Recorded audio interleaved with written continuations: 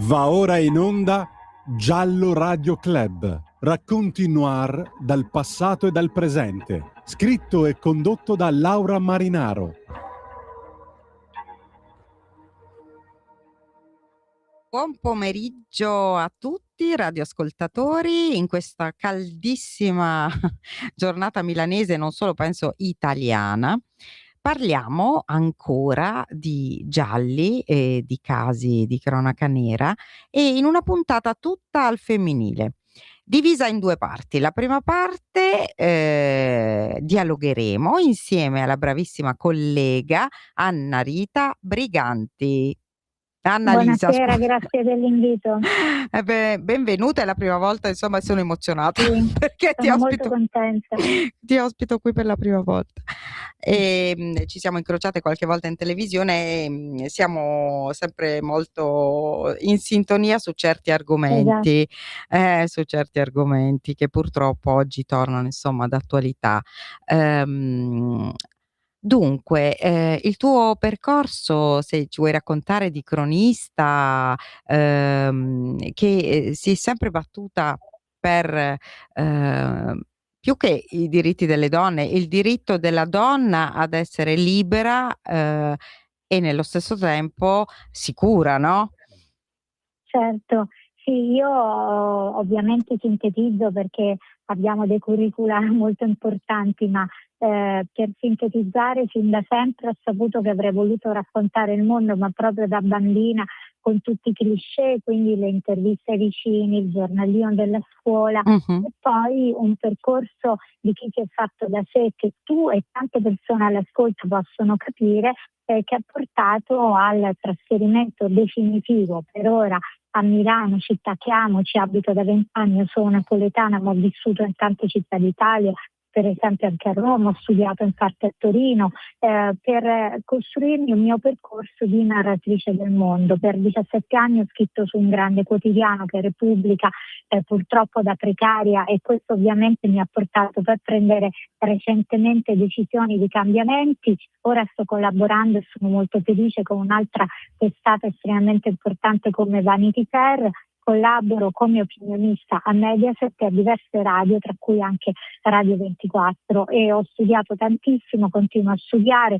Un'altra cosa che ci accomuna, Laura, correggimi se sbaglio, è la voglia di capire e di sapere, Sì. pronte anche eventualmente a cambiare idea. Cioè in questo periodo assistiamo a posizioni talmente granitiche da parte di colleghe e colleghi che io mi chiedo come si possa essere così sicuri se noi giornalisti e giornalisti per primi dovremmo anche esercitare l'arte del dubbio. Quindi non ho mai smesso di studiare, è una cosa che mi piace tantissimo imparare sempre, ogni giorno. E infatti è proprio quello che diceva Anna Rita, che è una cosa importantissima, il dubbio. Dunque, ci concentriamo ovviamente sulla vicenda di Garlasco, perché anche Anna Rita se ne sta occupando, e proprio perché io sono una di quelle che credeva di avere granitiche certezze, però poi si è messa in discussione studiando, appunto, e seguendo questa nuova indagine, per cui ormai diciamo che il dubbio mi attanaglia. Devo dire anche prima, però probabilmente non occupandomene direttamente sono stata un po' superficiale. Il dubbio, diciamo che è fondamentale nell'amministrazione della giustizia, ma anche per noi, no, sempre, anche se poi ci sono delle storie. Dopo ti chiederò, insomma, di commentare qualcosa su Anche la un'altra ricerca storia. poi delle certezze, perché proprio Brava, partendo dal dubbio brava. che secondo me si arriva alle vere certezze, alla verità vera, perché ci sono tante verità, se parliamo di Garlasco possiamo dirlo, Sì. tantissime verità, ma in realtà la verità vera si sta delineando, sarà probabilmente delineata, sicuramente per la posizione di Alberto Stasi sono sicura che sarà delineata, e questo è molto importante da raccontare perché è il primo caso in cui lo Stato sta ammettendo di avere sbagliato, e io, Laura, apprezzo anche questo. Quindi è ovvio, sono passati 20 anni, sono stati fatti errori, sono accadute cose gravissime che spero siano anche punite, perché i filoni sono davvero tanti di questa vicenda e tu lo sai benissimo. però è importante uno Stato che dice dopo 20 anni probabilmente abbiamo sbagliato, e ci sta, secondo me hanno sbagliato sicuramente. Mh-mh. Senti, ma, visto che noi spesso ci concentriamo insomma su questi temi, ma secondo te, l'omicidio di Chiara Poggi, ricordiamo, la dolcissima e bravissima Chiara, è un femminicidio? È stato un femminicidio, E visto che adesso si parla di sì, questo tema? secondo me sì, io ricordo, guarda, che molto tempo fa scrissi che Chiara era stata uccisa per un no Mh. e mi beccai la solita shitstorm. Sai che i social sono Lasciamo stare. arrabbiati, non è vero solo con una parte, sono arrabbiati Sì. secondo me in generale, anche se tu dicessi oggi è martedì, oggi è mercoledì, oggi è giovedì. Ma a me sai quante me Per ne me dicono?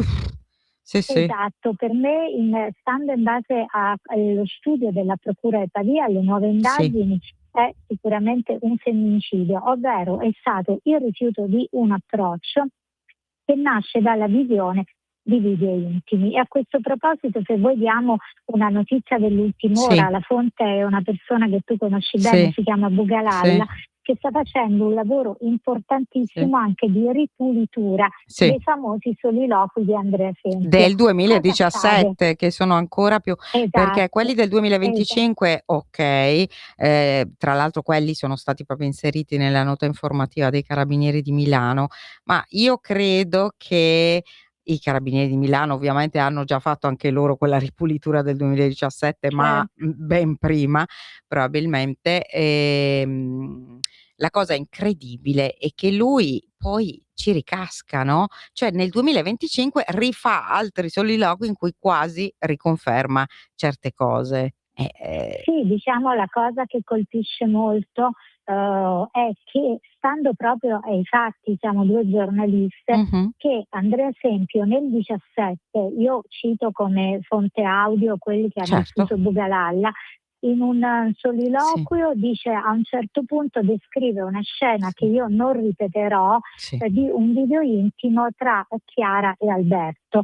Una scena poi confermata da uno dei tecnici, da sì, una delle pochissime persone, no, autorizzate a vedere quelle mh-mh, immagini. E già questa è una cosa che fa molto riflettere, perché se effettivamente quella scena, ripeto per chi ci ascolta, molto sì, precisa, anche inimmaginabile, che non era mai saltata fuori in nessuna narrazione, nessun racconto del delitto, fosse veramente confermata, per me è la prova che lui i video li ha visti, almeno quel video, quel frame lo ha visto. Proprio oggi Bugalalla ha diffuso un altro audio ripulito, sempre del sì, sì, 17, e c'è un passaggio, se sì, mi permetti che cito, inquietante. Andrea Esempio, mh, tra le varie frasi, dice: ha sempre un impegno. Una sì, frase che potrebbe non voler dire nulla. Ma cosa succede? Che, come è stato riportato, questa frase è contenuta in un monologo scherzoso che Chiara Poggi avrebbe fatto in mh-mh. un video intimo con Alberto. Sì, quando, Quindi in venne questo video, fatto esatto, sì, venne fatto questo venne reso pubblico durante una da trasmissione di Far Far West, West, quindi esatto. possiamo citarlo sicuramente, ed è molto Certo, particolare, perché però è come lui se ne lui parla nel scimmiottasse, 17. no, eh? Eh, Sì, sì.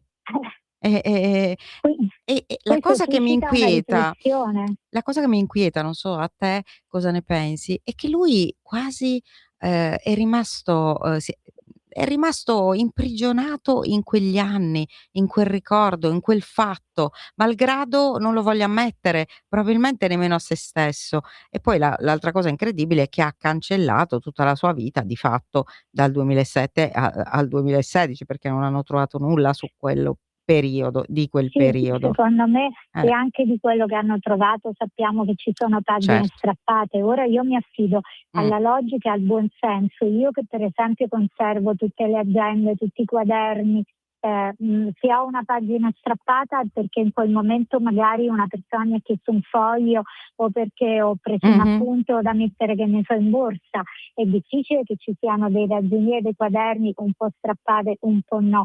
sono tutta una serie di elementi che devono spingere non alla cosiddetta mostrificazione, per quanto io non ho visto, sono sincera, Andrea Sempio essere trattato male rispetto alle accuse gravissime che gli sono mosse dalla Procura di Pavia, ma deve spingere a una riflessione, e da cittadini in primis dobbiamo esigere che l'attuale indagato poi dia delle risposte, perché Brava. questo filone dei video io non lo sottovaluterei, anche perché sai benissimo che nessuno si azzarderebbe mai ad attribuire a Chiara parole o pensieri, mai, mai, mai. Ma no. E non è stato fatto, quindi anche quando lui dice fa la voce da donna ripropone una frase che Chiara avrebbe detto, come fa a riproporla se nessuno di noi commentatori che ne abbiamo scritto, che ne parliamo, ci azzarderemmo mai ad attribuire a Chiara Poggi parole che non sono nelle carte, e quelle cose le poteva sapere in quegli anni solamente chi aveva visto quelle immagini. Infatti. Quindi, visto che è stato detto dalle stesse persone in più interrogatori o in non interrogatori che non li hanno visti o che li hanno visti, cioè ci sono molte cose da chiarire. E aggiungo anche un altro punto che mi ha colpito molto in primis da cittadina. L'interrogatorio di Sapone secondo me segna prima e un dopo, nel senso che con rispetto massimo per le forze dell'ordine, proprio per il rispetto che portiamo per il lavoro delicato che fanno, non si può vedere un interrogatorio così, tanto che la stessa PM in più passaggi dice, se non ricordo male, non si può sentire questa abbiamo cosa. una chiamata. Aspetta, Vai. vediamo che dice. Buongiorno. Pronto? Buongiorno. Pronto, buonasera signora. Senta, visto che così ne state parlando in scioltezza, diciamo non ci sono avvocati d'altro tipo o meno, mi permetto di fare una domanda. Prego. Come mai non hanno mai indagato più di tanto né sulle cugine K né sul fratello? Ok, allora rispondo velocemente, poi risponde anche la collega. Allora, non è che non hanno indagato, sì, non hanno indagato più di tanto, ha ragione, non hanno preso i tabulati del fratello, e questo è molto molto curioso, perché in generale si controlla sempre la famiglia, non è che è una cosa anormale controllare la famiglia ai tempi, parliamo del 2007. Tanto più che il fratello poi alla fine era quello che frequentava questi amici. La cosa però, sì, volevo dire signora, è che dobbiamo ricordare sempre che lui non mise nell'elenco delle persone che frequentavano la casa proprio gli amici e proprio Andrea Sempio. Le cugine in realtà vennero intercettate, vennero attenzionate, come sappiamo, perché abbiamo sentito le intercettazioni dell'epoca. E non emerse nulla in effetti, quindi e anche oggi finora non emerge nulla, se non ovviamente tutto un interessamento per cercare di non parlare di loro, ma perché avevano fatto quel famoso fotomontaggio. Poi ci sono questi testimoni inattendibili che ovviamente di cui dopo 20 anni è difficile capire cioè se fossero stati inattendibili allora o no. Il perché non lo so, sinceramente, il perché non posso dare una risposta. Posso immaginarlo, ma eviterei di prendere querele.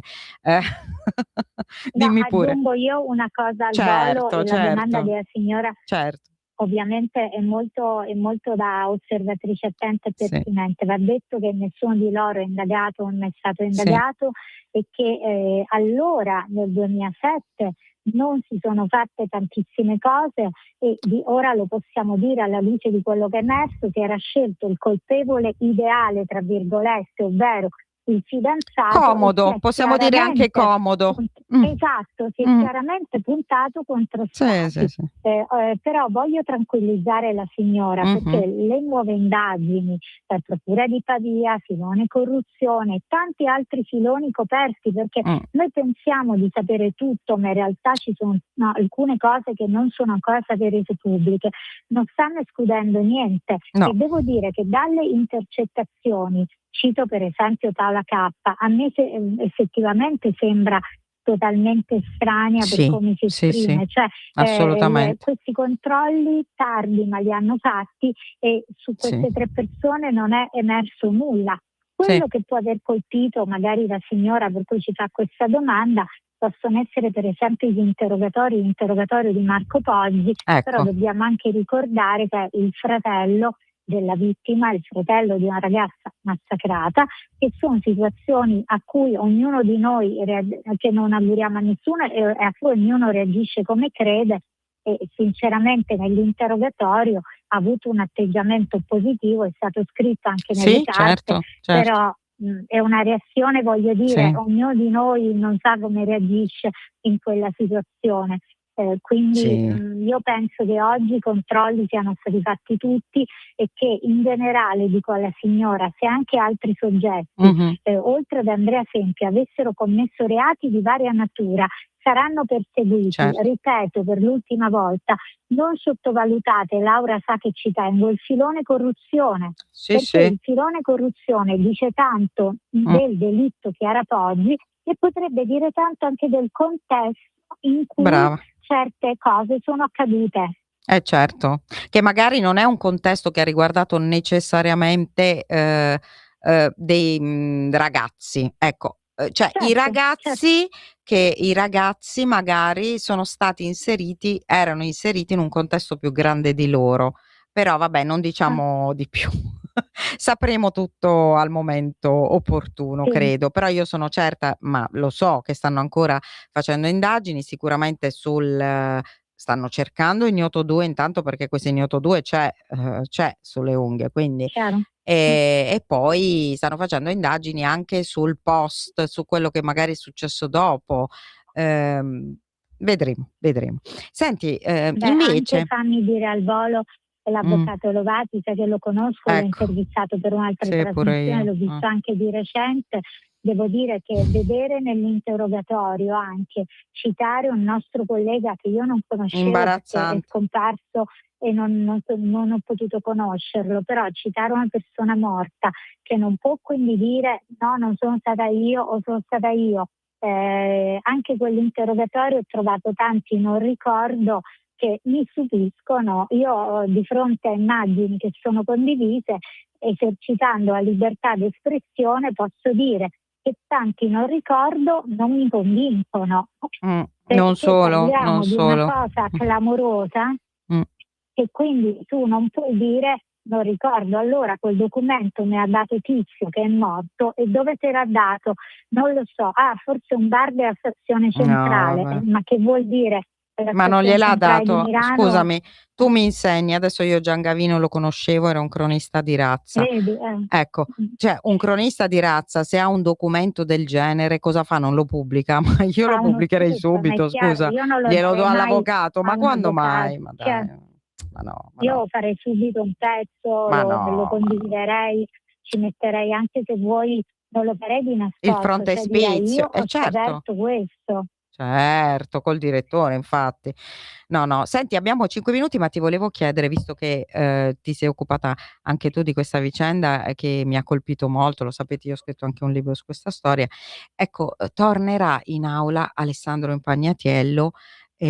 in un appello bis, la Cassazione, proprio oggi sono uscite le motivazioni, ha deciso che ci sarà questo appello bis perché, di fatto la premeditazione c'è stata, quindi non si può togliere questa Infatti, aggravante, ma infatti è tutto assolutamente. vergognoso. Io sai cosa Eh, farei, Laura, con i eh, femminicidi?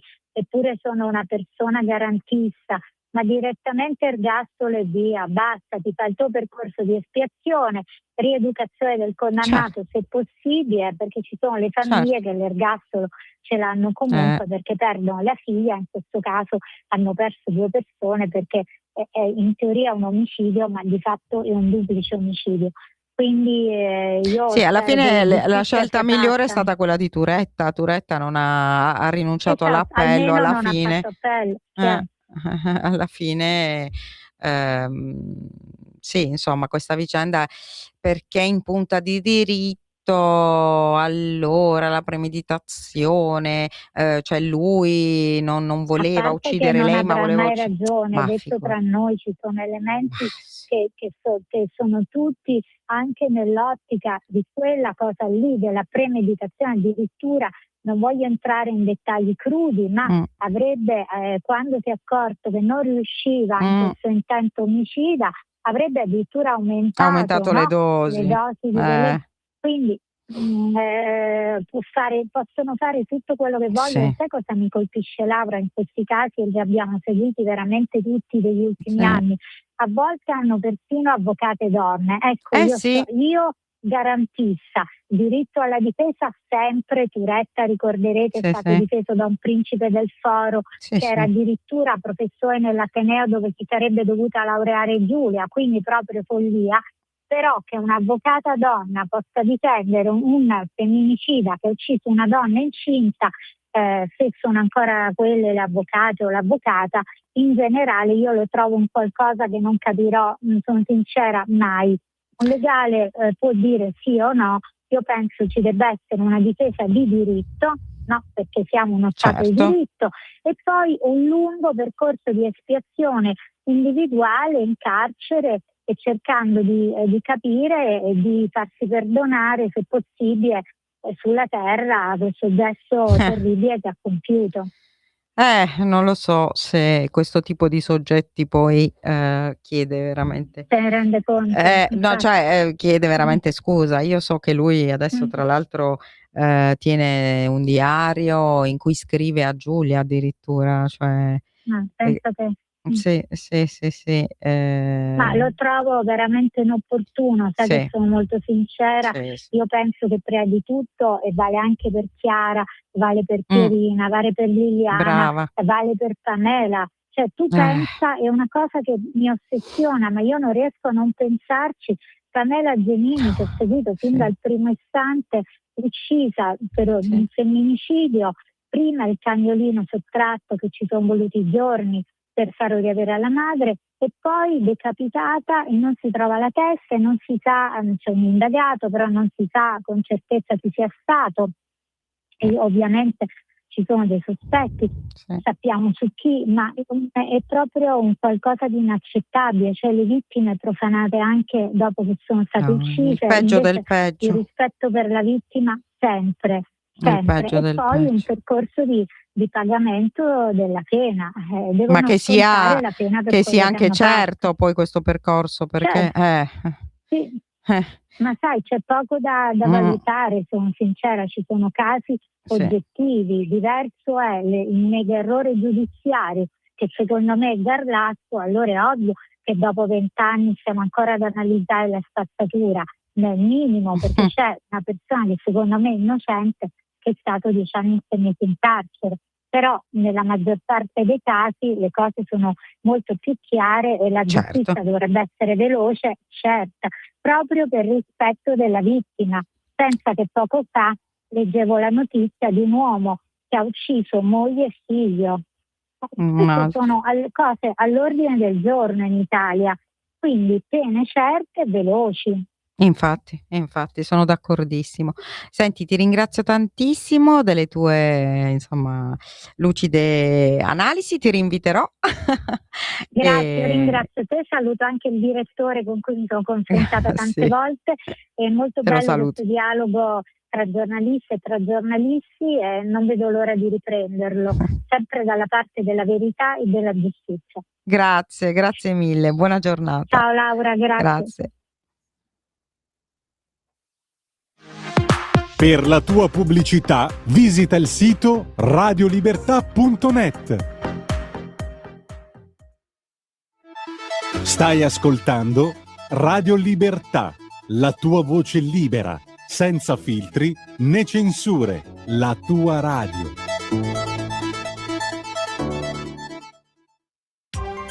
Coming Soon Radio, quotidiano di informazione cinematografica. Quest'estate scopri come essere super. I tuoi poteri dovrebbero iniziare ad avere effetto più o meno adesso. Sembra che qui non andrà a finire molto bene. Per voi, ragazzi. Sei una piccola selvaggia, vero? Come? non ci siamo ancora presentati. Supergirl, dal 25 giugno al cinema. Acquista i biglietti. Se tu scoprissi che non siamo soli, questo ti spaventerebbe? Da Steven Spielberg. Non riesco a capire. Sono persone. No. Con Emily Blunt, Josh O'Connor e Colin Firth. Cosa vuoi fare? La verità appartiene a 7 miliardi di persone. Disclosure Day, dal 10 giugno al cinema.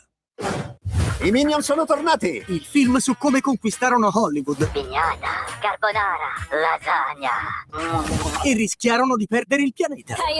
Hai scritto un film di mostri? Io conosco il mostro perfetto per voi! Basta che non sembriate troppo appetitosi. Minions e Monsters, dal 1 luglio al cinema. Stai ascoltando Radio Libertà, la tua voce libera, senza filtri né censure, la tua radio.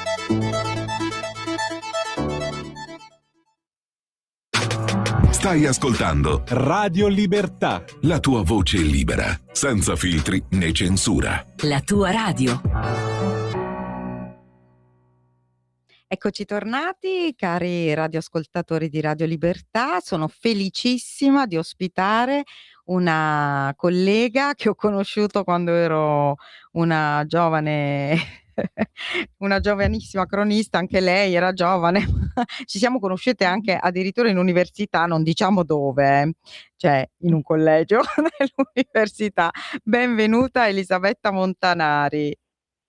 Grazie Laura, grazie agli ascoltatori. Che bello. Elisabetta è veramente una grande cronista, una grande amica da tanti anni. Insieme a Matteo Curtoni e Maura Parolini hanno appena pubblicato Manuale del serial killer italiani. Mi piace tantissimo. Noi in questa trasmissione, devi sapere, Elisabetta, abbiamo parlato di tanti serial killer internazionali e italiani, però ce ne manca ancora qualcuno. Quindi io già te lo dico che vi prenoto per un'altra puntata, magari proprio su uno solo. Ne scegliamo uno solo di cui non abbiamo parlato e lo svisceriamo insieme. Che ne dici? Molto, molto volentieri. Ecco, perché noi cioè, eravamo in realtà, siamo nati proprio così. L'idea era proprio di fare delle puntate podcast, ognuna proprio di approfondimento su un caso solamente. Poi è arrivato Garlasco e ha spazzato via moltissimo. Però Ed è iniziata la Garlascade. la Garlascade di cui io purtroppo mi occupo, quindi però Va bene. va bene, perché raccontaci un po' com'è nata quest'idea e di raccogliere, com'è nato il progetto e la vostra triade, diciamo, ecco. La nostra triade, noi siamo come triade, siamo dei vecchissimi amici. Io e te Laura ci siamo conosciuti ancora prima, però con Maura e Matteo comunque è un'amicizia che dura da circa 30 anni, quindi insomma Sì. Siamo sempre stati appassionati di crimine, di cronaca nera. I miei due soci in scrittura sono dei traduttori e degli scrittori, io invece sono appunto una tua collega, quindi una giornalista. Invece per quanto riguarda il progetto del libro è stata una cosa che è nata così, effettivamente un po' per caso devo dirti, perché esattamente un anno fa eravamo a Book City e ci siamo imbattuti nello stand della nostra attuale casa editrice che è Mimesis, Sì. e abbiamo visto questo libro bellissimo sullo stand, che era appunto il libro di Roberto Taddeo sul mostro di Firenze, uno dei più grandi, forse il più noto serial killer italiano.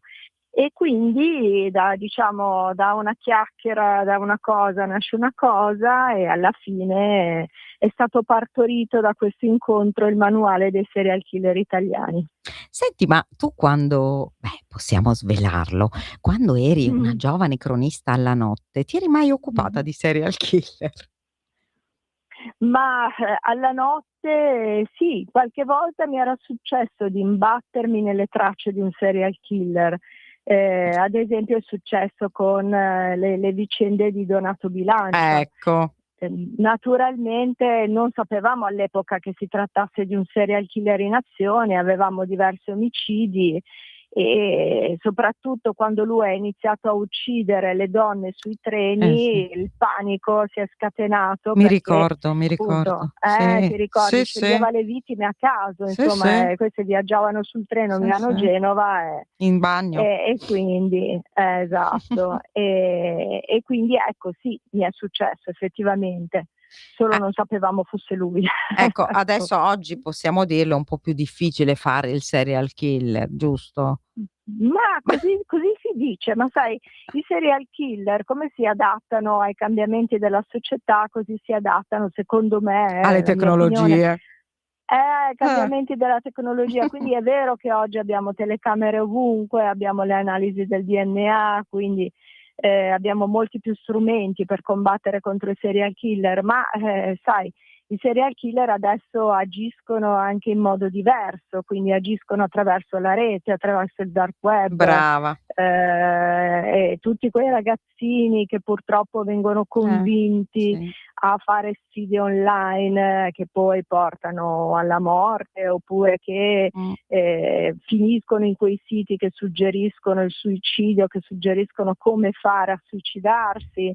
In fondo questi sono dei predatori che aspettano solo le loro vittime e le aspettano dietro una tastiera invece che aspettarle dietro un angolo buio come succedeva una volta. Insomma. Molto, molto interessante, è vero, hai ragionissima. Però poi ci sono pure quelli che ci provano ma vengono cuccati, però ne hanno fatti 2 o 3, insomma anche ultimamente ce n'è stato qualcuno, un po' meno, però ci sono. Senti, tra quelli di cui avete allora vi siete occupati anche di uno dei primi, no, serial killer italiani, giusto? Sì, di quello che viene Sì. definito il primo serial Sì. killer italiano, risale alla metà dell'Ottocento e si chiamava Antonio Boggia ed era proprio un serial killer milanese, perché ha agito in una via molto particolare, viene conosciuto come il mostro della stretta Bagnera. La stretta Bagnera è questa viuzza piccolina che c'è in centro a Milano, dove esiste tra l'altro tuttora una targa che ricorda le gesta di questo mostro, dove lui portava le sue vittime in uno scantinato per poi ucciderle a colpi di mannaia e seppellirle di sotto, visto che c'era il pavimento sterrato. Ecco, quindi sì, effettivamente abbiamo iniziato con quello che viene definito il primo serial killer. Tra l'altro lui poi è stato condannato a morte dopo 5 giorni di processo serratissimo e la sua testa venne divisa dal corpo perché lo stesso Lombroso, che all'epoca era un criminologo ante litteram, diciamo, il fondatore in fondo della criminologia, richiese il suo cranio per studiare le caratteristiche fisionomiche dell'assassino. E lo definì l'assassino nato, il prototipo dell'assassino nato. Malgrado Lombroso dalle moderne scienze criminologiche e criminalistiche sia stato superato, perlomeno così dicono, però con questo qui ci aveva preso. Diciamo sì. E forse non solo con questo qui. Sì, magari qualcosa, chi lo sa. Senti, ci sono anche delle donne, giusto, nel libro?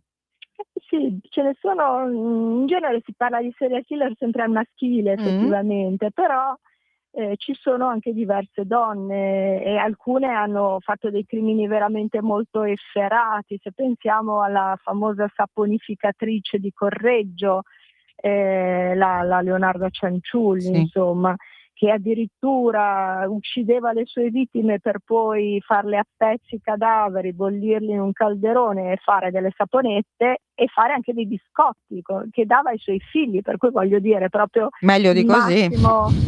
Il massimo della crudeltà, dell'orrore, ecco. Le donne molto spesso uccidono in maniera diversa. Perché uccidono col veleno, no? Si trova un altro modus operandi, però non è detto che uccidano di meno, voglio dire. No, no, infatti. Assolutamente, C'è assolutamente. qualcuno, qualche storia che ti ha colpito particolarmente? Come avete diviso i vostri compiti nella scrittura? Cioè, ogni Ma caso sai, è stato ti dirò la verità, ognuno di noi ha i suoi serial killer preferiti. Ah, perfetto. Sì, sì, perché noi essendo appassionati, sai, comunque buona parte li conoscevamo Sì, già, ce ne siamo certo. occupati per diversi motivi o anche per lavoro, e quindi ognuno ha chiesto di fare il suo serial killer. Io ad esempio ho un amore incredibile per questo Boggia, e vi devo dire la verità, per lungo tempo mentre studiavo i documenti dall'archivio di Stato, i documenti del suo processo, me lo sognavo proprio, dicevo, questo Boggia così particolare, perché poi Perché era lui era una... particolare? Ma Che tipo particolare era? perché lui nasce come truffatore, era un truffatore molto abile, diciamo che forse ad alcuni serial killer c'è questo aspetto in comune, che sanno convincere le persone, cioè sanno usare l'arte della persuasione o per farsi seguire in luoghi isolati e agire, eccetera, anche contro ogni buonsenso comune, oppure, come nel caso del Boggia, per truffare le persone, portare via tutti i loro averi, tutti i loro soldi e poi trarli in inganno a tal punto che si convincono a seguirlo, e poi succede quello che succede, arriva la mannaia del Boggia, insomma. Per cui è interessante perché è una persona estremamente furba, intelligente, che utilizza questa sua abilità per sopraffare gli altri e per arricchirsi, insomma, in tutti i casi. Tra l'altro, pensa che il Boggia, prima di diventare un serial killer, aveva provato a uccidere un povero commerciante, sempre per portargli via tutto, e nonostante questo sia sopravvissuto e quindi lo abbia denunciato, eccetera, il Boggia è riuscito a convincere la giuria che in fondo aveva avuto un crollo psichico e che quindi poteva essere condannato solo a 2 mesi di manicomio. Quindi lui poi è uscito da questi 2 mesi di manicomio, ha fatto una E ha strage, ha iniziato a ucciso altre fare 5 persone. Quindi, pazzesco. No, questa è ecco. veramente unica. Sì, sì, non la sapevo bene questa storia. Cioè, conoscevo un po' perché ero stata una volta ad una mostra, non so se ci sei andata Mhm. anche tu, molto interessante all'Ambrate, proprio sui serial killer. Quella sui serial killer, sì, sì, ci sono stata, Carina, mi è certo, piaciuta. certo. Ovvio, vabbè, era una cosa molto, insomma, scenografica, però Mhm. c'era tutta una parte documentale dei serial killer italiani Mhm. antichi, quindi c'erano un po' di immagini di Boggia, poi qualcosa, insomma, articoli che parlavano di lui. Ecco, dal punto di vista della comunicazione, ovvio all'epoca, c'era pochi insomma, pochi giornali, anche non erano nemmeno come oggi, però, se ne parlava di questo serial killer? Ma Del non tantissimo, processo? ecco, come puoi immaginare, quegli articoli dedicati alla cronaca nera a Sì, quell'epoca si risolvevano in poche righe, per cui sì. onestamente venivano un po' sottovalutati, ma proprio così, perché in fondo non venivano ritenute notizie poi così importanti probabilmente. Buona parte dei giornali riguardavano la politica interna, la politica estera. Le notizie di cronaca erano un po' trascurate.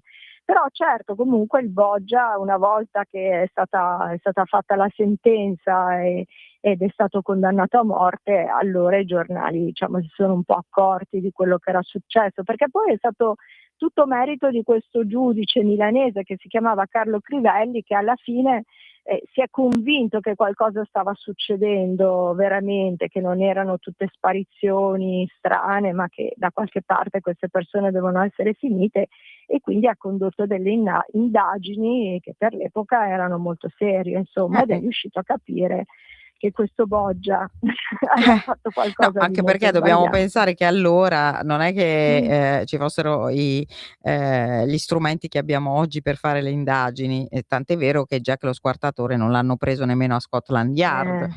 Quindi Infatti. forse oggi lo prenderebbero Jack lo Squartatore, ma Magari sì.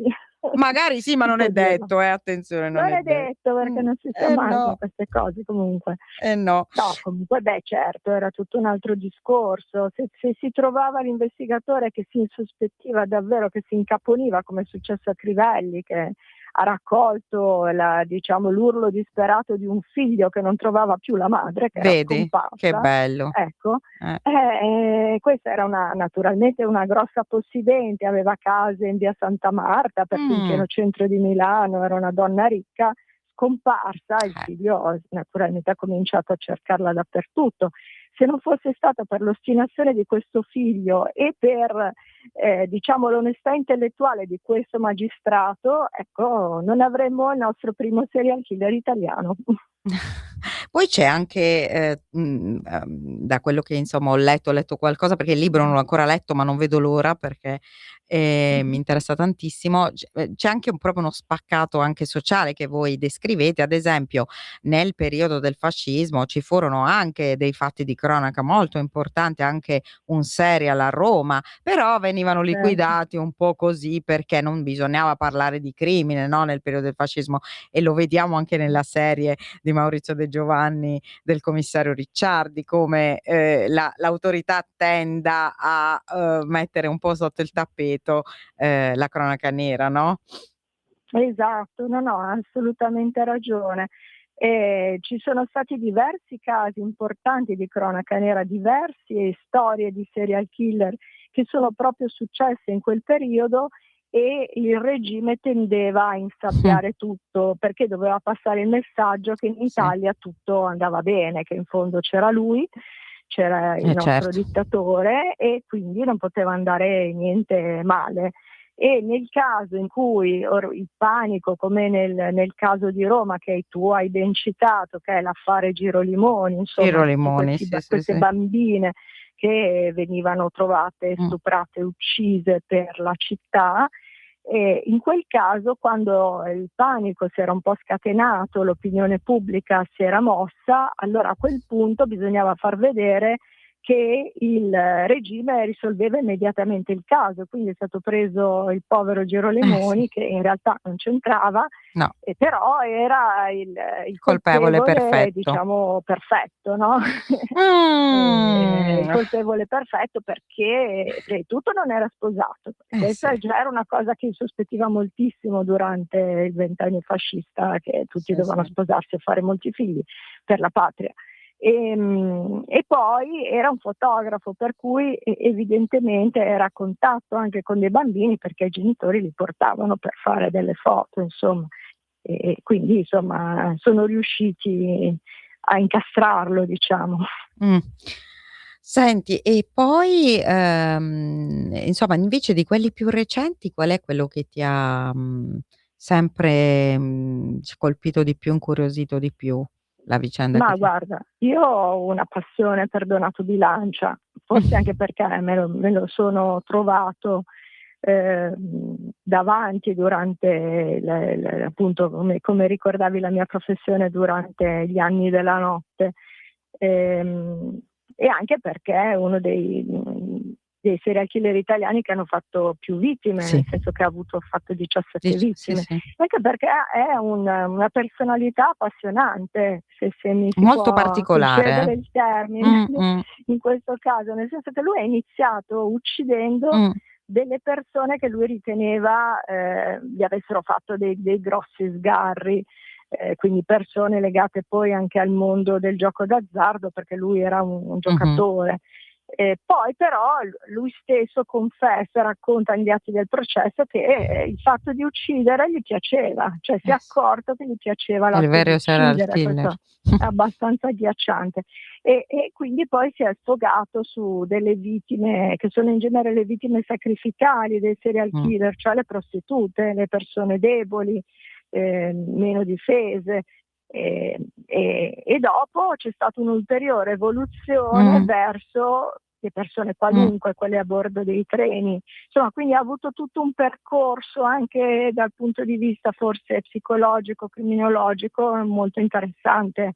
per chi studia una cosa del Infatti genere. anche quello che scriveva, no, poi, cioè Mm. ha cercato di depistare tutti con questo cambio di target, perché obiettivamente Mhm. quando il serial cambia il target, gli investigatori non capiscono più niente. Per fortuna Esatto. lì, sono stati abbastanza intelligenti. Sembra che in una delle prime puntate avevamo intervistato uno dei carabinieri che fecero le indagini proprio a Genova sul mostro Ah, di bello, Firenze, molto uno di interessante.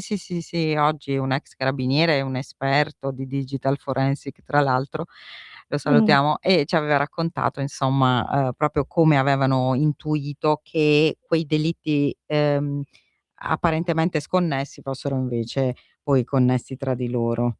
Comunque, Certo. senti, non posso non chiederti Mhm. qualcosa sul caso di Garlasco perché, Ma guarda, in realtà io del caso di Garlasco non mi sono mai mai occupata, occupata, per cui mi perfetto. dispiace deluderti, No, ma non infatti ti posso volevo veramente chiedere proprio dirti questo, se niente. te ne eri mai occupata. Sì, sì, sì. No, Garlasco mi manca, diciamo. Ovviamente, So che te ne occupi molto tu, mi sembra sì, di sì, averti sentito diverse volte su moltissimo. Garlasco. Sì, sì, perché vabbè, a parte qui la radio, ho un mio canale YouTube, La Zia in Infatti Giallo, ho visto, La Zia in Giallo, visto, che visto. era partito per fare anche tutt'altro, cioè vorrei Mm. fare tutt'altro, anche intervistare scrittori, faccio anche una rubrica Mm. sull'arte criminale, Mhm. ma poi dopo la gente mi chiede perché vabbè, Certo. mi occupo di questa indagine nuova dal 2020, cioè da quando venne poi fatta la prima informativa dei carabinieri di Moscova, poi dopo Mhm. sapevo che c'era in ballo qualcosa dal 2023 e poi quando è scoppiato tutto, ovviamente lavorando per un settimanale che si occupa di cronaca nera, mi ci sono Certo, certo. mi ci sono buttata, però effettivamente ai tempi non me ne ero occupata, quindi non lo conoscevo No, benissimo, nemmeno io, no, ma poi sinceramente. non sono stata coinvolta anche nelle successive indagini, quindi non Mh. vorrei proprio dirti una cosa per un'altra. No, no, ti chiedo Seguo con un po' di eh. spavento tutto questo circo E infatti è mediatico quello che ti intorno, volevo ma va chiedere, era bene, proprio insomma. proprio questo. Eh, Da ovviamente anche tu osservatrice, oltre che, esperta di comunicazione e di cronaca nera sicuramente, cosa ne pensi di questo circo? Hai Ma ragione, perché è un direi che circo. le esagerazioni sono sempre fuorvianti, no? Nel Mh, senso che ormai non è più un seguire le indagini che può avere mh, un senso perché è sì, interessante, perché uno si appassiona, è un po' parteggiare per un sì o mh, per un no. Allora, quando ci si mettono di mezzo i partiti, mh, non ha più senso, no? Capisci? Se sono veramente si d'accordo. vogliono seguire lo sviluppo delle indagini con imparzialità, dando delle corrette informazioni di cui il pubblico ha un gran bisogno, perfetto, no? Però quando si comincia a essere partito del sì, partito del no, io non penso che i Sì. giornalisti e i comunicatori seri dovrebbero mai prendere un partito Io così evidentemente, no? Sinceramente io ho Una... notato che c'è anche una differenza, non so se tu sei d'accordo con me, perché Mhm. questo è qualcosa che dal punto di vista della comunicazione, dobbiamo è una cosa con cui dobbiamo fare i conti e basta oggi. C'è Mm. una distonia assoluta, secondo me, tra la televisione e la rete, in particolare YouTube, Mhm. perché succede che in televisione vediamo prevalentemente, tranne qualche caso, perché ci sono anche i casi, insomma, non tutti, Mhm. però prevalentemente vediamo dei talk show, cioè dei salotti in cui proprio dividono addirittura le parti, no, Certo. e si discute, sì, ma senza arrivare ad un dunque, no, si discute. Invece sulla Mhm. rete io vedo, ma forse perché lo faccio anch'io nel mio canale, Mhm. vedo qualcosa di più tematico, cioè che ne so, oggi trattiamo il tema della impronta 33. Allora lo facciamo con degli esperti. Chiediamo Mhm. all'esperto così, così, così. Cioè quello che poi alla fine un giornalista fa, cerca di, anche, capire con degli esperti le cose che non capisce, perché, cioè non è che noi siamo tuttologi, sappiamo tutto, possiamo dire che, possiamo chiedere ad un esperto cosa ne pensa, al ovviamente scientificamente, facendogli spiegare le cose scientificamente. Quindi io vedo sulla rete per tanti professionisti un discorso un po' più pacato. Invece vedo in televisione questo, e poi si lamentano invece che è la rete che provoca quello che è successo, insomma. Ma secondo me c'è un certo. po' un cortocircuito in tutto. Io ti dico la verità, mi piaceva di più quando lavoravamo alla notte. Sì. No, penso che tu abbia abbastanza ragione. Purtroppo, sai, comunque il talk show sono tira. abbastanza schiavi anche dell'audience, no? Sì. Quindi cercano in qualsiasi modo di fare audience. L'hype si alza quando ci sono gli scontri, quindi si mette una fazione contro l'altra. E questo è veramente deleterio quando si cerca la verità su qualche cosa, secondo me. Bravissimo. Sì. Va bene, senti, allora ricordaci di nuovo bene il titolo, tutto, perché e poi mi raccomando, organizzatevi, magari la prossima volta sarebbe bello avervi tutti e tre, così ognuno di voi ci parla di un serial preferito. Certo, perché no? Allora, il libro si intitola Il manuale dei serial killer italiani. Noi siamo Matteo Curtoni, Elisabetta Montanari, che sono io, e Maura Parolini. È uscito per i tipi di Mimesis. E ho dimenticato una cosa fondamentale, la prefazione di Cristina Cattaneo. Sì, la prefazione che ha firmata Cristina Cattaneo, voi sapete tutti chi è, l'anatomopatologa italiana credo più famosa, consulente anche di Garlasco, sì, della procura. Io però Cristina pensa che l'ho messa in un mio libro, in un mio romanzo. Sì? Davvero? Cavoli, me lo sono perso. Sì, La fanciulla degli ori racconta di questa antropologa che va a lavorare da lei. La Cristina ovviamente ha letto il libro, mi ha dato l'approvazione, poi ci siamo fatte anche una foto insieme nel museo con il libro. Sì, benissimo, dai. È la nostra Kay Scarpetta, quindi. Benissimo, grazie Elisabetta e spero di rincontrarti presto. In bocca al lupo per il libro, mi raccomando, alla grande. Grazie mille, grazie a tutti gli ascoltatori. Grazie a tutti, alla prossima. Avete ascoltato Giallo Radio Club.